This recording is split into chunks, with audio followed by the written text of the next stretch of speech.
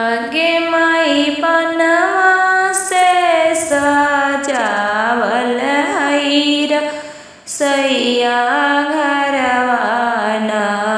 आगे माई पनवा से सजावल हईर सैया घरवाना।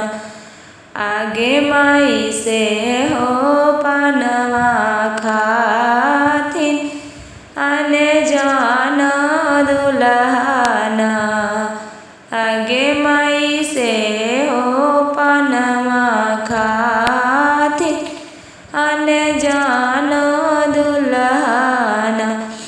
आगे माई से हो पितिया फेंकलन ससुर के गलियाना।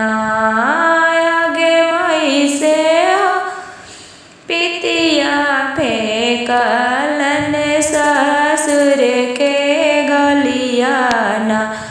आगे माई रोई रोई बोलती बेटी के पापाना।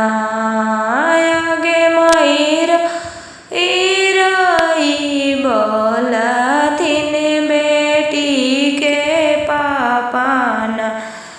आगे माई की न कर दुलरुआ पितिया फेंक देलन ना। आगे माई की न कर दुलरुआ पितिया फेंक देलन ना। आगे माई हंसी हंसी बोलथिन बेटा के पापाना। आगे माई हंसी हंसी बोलथिन बेटा के पापाना।